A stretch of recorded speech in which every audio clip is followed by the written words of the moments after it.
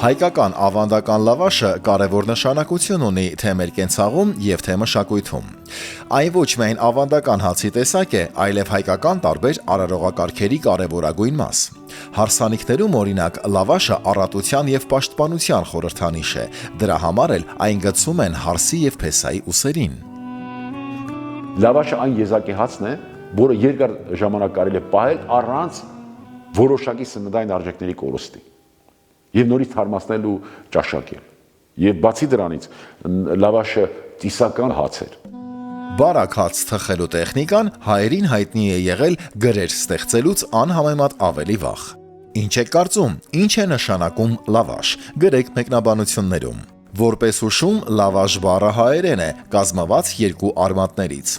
Որ կերակրատեսակներում եք օգտագործում հայկական լավաշը, նշեք ձեր մեկնաբանություններում երկիրը, որտեղ բնակվում եք, եւ արդյոք ձեզ մոտ թխում կամ վաճառում են հայկական լավաշ։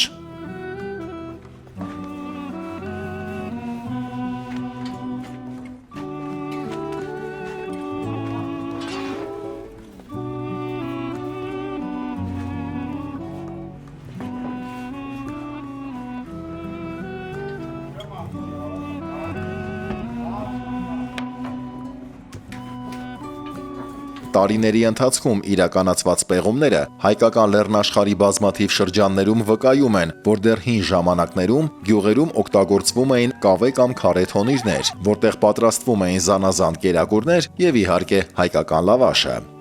Լավաշը պատրաստվում էր թոների մեջ։ Թոնիրը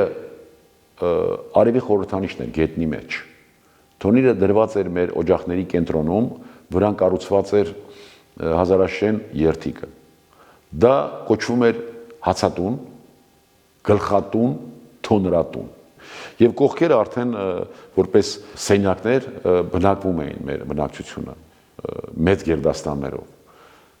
Ծովինար գյուղում մինչ այսօր կան մի քանի այդպիսի հացատներ,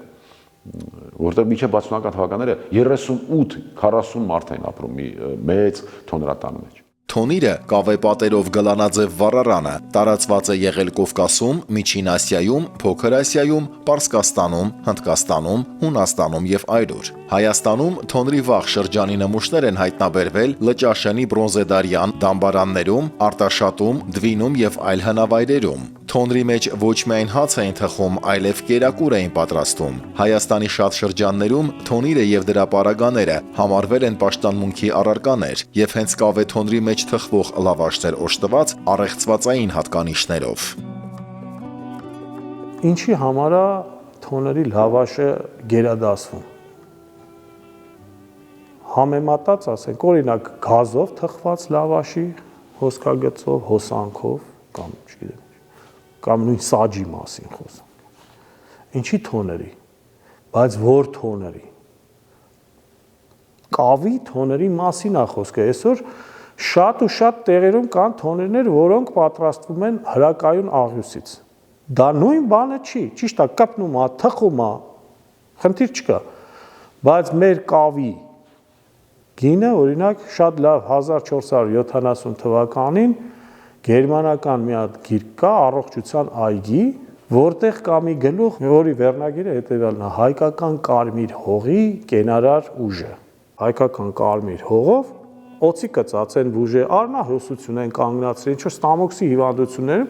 եւ այլ, բավականին բան անդեղ գերած, թե ոնց են արել դա։ Տեսեք շատ ազգեր կան, որ թոնիր ունեն գետնի վրա կառուցված։ Մերը գետնի մեջ է, արևը գետնի մեջ։ Եվ հաց վերցնելու պատրաստելուց պիտի խոնարհվեր մեր տիկինը, տանտիկինը արևին, որ վերցներ։ Այլապես հիմա դուք տեսեք, օրինակ վրացական տարբերակը գետնի վրա հանգիստ առանց կանգնած հացը խփեցինք, հանեցինք, էլ ինչ մեջքները, բայց դա հատուկ էր, դա ծիսակարգ էր արևին խոնարհվելու։ Լավաշը տարածված էր ոչ միայն հայկական տարածքներում, այլև սփռվել էր Արևելյան Ասիայի եւ Մերձավոր Արևելքի որոշ ժողովուրդների մոտ։ Լավաշի ծագումը սկիզբ է առել Միջին Արևելքում եւ Կովկասում, ինչը վկայում է դրա հին եւ բազմադարյա պատմության մասին։ Լեյդենի համալսարանի հայկական ժառանգական խոսվածքի ծագումնաբանական բառարանում նշվում է, որ լավաշ բառը ծագում է նախահայերեն լոու բառից, որը նշանակում է հարթ։ Միջին հայերենում արդեն լոուս բառը նշանակում էր հարթ բառ բարակ հաց, եւ հենց մեր այդ հարթ բարակ հացը տարածում է ստացել ամբողջ աշխարհում, իսկ 2014 թվականին ընդգրկվել է ՅՈՒՆԵՍԿՕ-ի ոչ նյութական մշակութային ժառանգության ցանկում, որպես սոցիալական պրակտիկա եւ հայկական ժողովրդի մշակութային արարողակարգ։ Երբ որ Հայաստանը մենք երբ որ դիմեցինք ՅՈՒՆԵՍԿՕ եւ որպես մշակութային ժառանգություն գրանցվեց,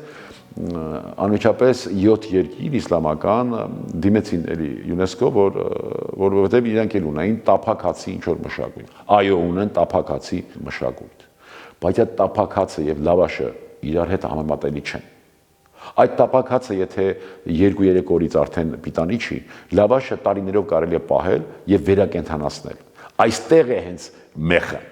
Իսկ ունի արդյոք լավաշ բառը հանրային ընդունված ծագումնաբանություն։ Որոշ հեղինակավոր աղբյուրների համաձայն լավաշ բառն առաջացել է հայկական երկու արմատներից՝ լավ եւ աշ, որ նշանակում է լավ ուտելիք։ Աշ բառից էլ գոյացել են խաշ, խաշլամա, խաշու եւ այլ բառեր։ Աշ բառի ձայնափոխվածը ուտ բառն է, որից գոյացել են կուտ, ուտելիք եւ ուտել բառերը։ Բնիկ հայկական աշ եւ ուտ բառերը տարածված են աշխարհի բազմաթիվ լեզուներում՝ պարսկերենում, գերմաներենում, անգլերենում։ Լավաշը այդ հացերի հացն էր, որովհետեւ պատրաստելը դրա մեծ արարողակարգ էր։ Ամեն մեկը չէ, որ իրավունք ուներ հաց խմորը պատրաստել։ Դա հաջողակ երջանիկ մեծ տիկինը պետք է լիներ։ Անհաջող ամուսնություն, որբևայրի, այսինքն մահացած, երբ որ ամուսինը մահացած էր, դրանք իրավունք չունեին այդ գործառույթին մասնակցելու։ Դասական հայկական լավաշը թխվում էր կավե կամ քարե թոնրում։ Խմորը պատրաստվում էր ցորենի ալյուրից, ջրից, աղից եւ նախորդ թխման խմորից, թթխմորից։ Թթխմորը կարևոր նշանակություն ուներ լավաշ պատրաստելու գործընթացում։ Օրական, ասենք, գյուղում 1-2 ընտանիք է հաց թխողը։ Բայց հետաքրքիր սովորույթ կա, գալիս է հաջորդ հաց թխողը, գալիս է խմորի որոշ մասը պարտադիր տալիս են հարևանին։ Ու այտենց պատտվում է։ Ասենք, այդ խմորը թթվեցրած այդ խմորը արդեն հասունացած խմորի մասին է խոսքը, որը շարունակում է։ Գնալով տարիներով օգտագործում է եւ ավելի է լավանում համը հոտը։ Հիմա բոլորը հետս կհամաձայնվեն, որ այսօր փռերի կողքով անցնում ես հացի հոտը չկա։ Ինչի չկա այդ հոտը։ Որովհետև այդեն խմորիչները չեն, չի պահում այդ հոտը։ Երբ գյուղերում հաց էր թխվում, անուշաբույր հոտը տարածվում էր ամբողջ տարածքով մեկ, իսկ առաջին հացը բաժին էր հանվում պատահական անցորդից մինչև գյուղի հեռավոր ծայրում ապրող հիվանդին։ Զոհաբերությունները, մատաղը, որ ասում ենք, առաջինը հենց լավաշով է եղել։ Եվ լավաշը պատրաստելուց հետո դուրս էին գալիս ամեն անցորդի 7 անցորդի պիտի անպայման բաժանեին։ Լավաշը հայկական արարողակարգի կարևոր մաս է, տոնական հյուրասիրություններից մինչև հոգեհաց։ Հարսանիքներում լավաշը փեսայի եւ հարսի ուսերին էին գցում որպես առատության եւ պաշտպանության խորհրդանիշ։ Լավաշը մեր նորահարսերի ուսին պիտի դնեին։ Ավանդույթը գալիս է դեռ Վահագնի ու Աստրիկի այդ սիրավեպից։ Երբ որ Աստրիկի ուսին դրեցին լավաշը եւ Վահագնի, Աստրիկը ուշադիր չէր եւ լավաշը ընկավ։ Եվ հայր արան արդեն եթե նրան նախատեց, եթե դու հացը չես կարողանում պահել, դու ինչպես պիտի ընտանիք պահես։ Եվ մինչ հիմա այդ ավանդույթը պահպանվում է։ Այսինքն այստեղ նույնպես ծիսակարգ է, այստեղ նույնպես ծիսական հաց է լավաշը համարվում։ Այնպես որ լավաշը հացերի հացն է։ Աշխարհի տարբեր ժողովուրդներ ունեն հացաբլիթի տեսակի հացեր, սակայն հայկական լավաշը առանձնանում է իր պատրաստման ավանդական տեխնոլոգիայով եւ կառուցվածքով։ Համեմատության համար Վրաստանում թխվող լավաշը սովորաբար ավելի հաստ եւ կոշտ է, իրանականն ավելի խրթին։ Թուրքականը ձևով մոտ է, բայց պատրաստման եղանակով տարբերվող։ Հնդկաստանում պատրաստվող ռոտին կամ չապատին թխվում է տապակի վրա, իսկ մեքսիկական տորտիլան հաճախ պատրաստվում է եգիպտացորենի ալյուրից եւ այն ունի բոլորովին այլ կառուցվածք։ Այնպես որ հայկական լավաշը տարբերվում է իր համային հատկանիշներով, պատրաստման եղանակով եւ համարվում է բարակ հացատեսակի ամենահին ներկայացուցիչը։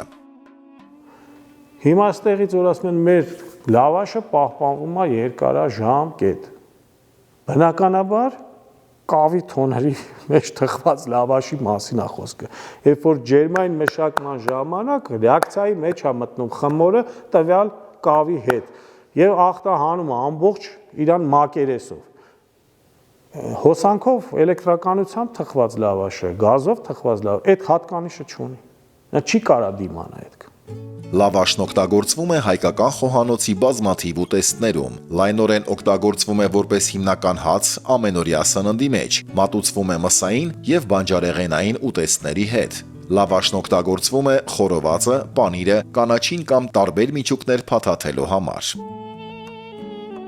Լավաշը հայկական խոհանոցի հնագույն ուտեստներից է։ Սա ոչ միայն հաց է, այլև մշակութային կոդ, խորհրդանիշ, որը հազարավոր տարիների ընթացքում պահպանվել է, մնացել է անփոփոխ։ Լավաշն անգամ այսօր հայկական խոհանոցի անբաժանելի մաս է կազմում։ Հայերիս համար լավաշը ոչ միայն հաց է, այլև հիշողություն, ավանդույթ, ընտանիք, արարողություն եւ առօրյան։